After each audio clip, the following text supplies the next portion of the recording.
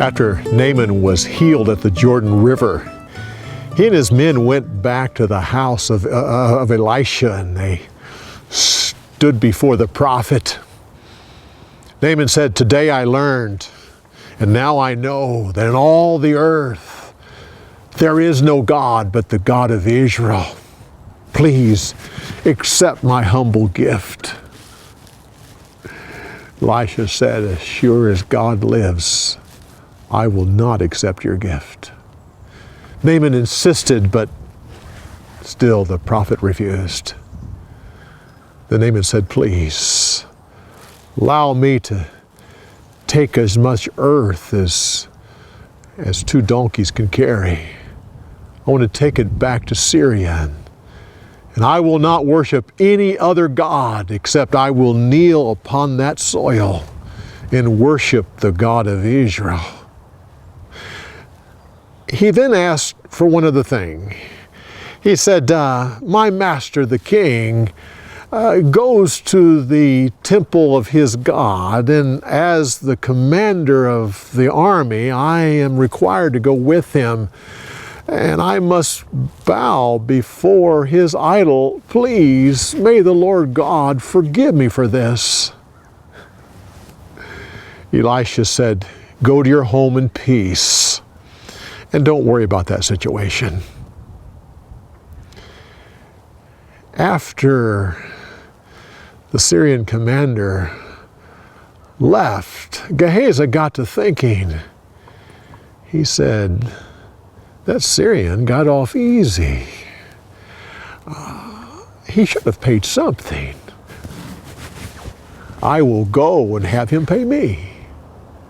So he ran after them, and when Naaman saw him coming, he stopped his chariot and got down to greet the servant. He said, Is everything all right?" "Oh, everything is fine, but we have just found out that we have 2 young guests coming from the school of the prophet, and wondered if you would mind helping us with the expense of that. Possibly 75 pounds of silver and a couple changes of clothes." Naaman said, I will measure out 150 pounds of silver and give you 2 changes of clothes."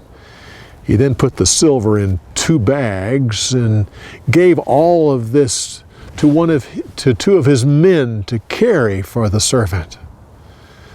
Gehazi had them bring it to his own house, and once he had put everything away, he sent the men away. And then he went and stood next to Elisha. Elisha said, "Gehazi, where have you been?" "Oh, I've not been anywhere."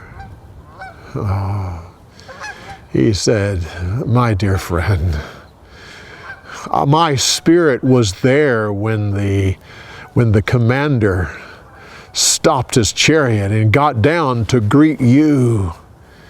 It was not your place to accept money or clothes or olive trees or vineyards or animals or slaves. Because you have done this." Naaman's leprosy has now attached itself to your skin.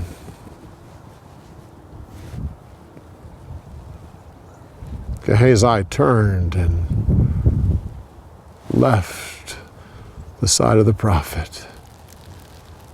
When he was gone, he looked down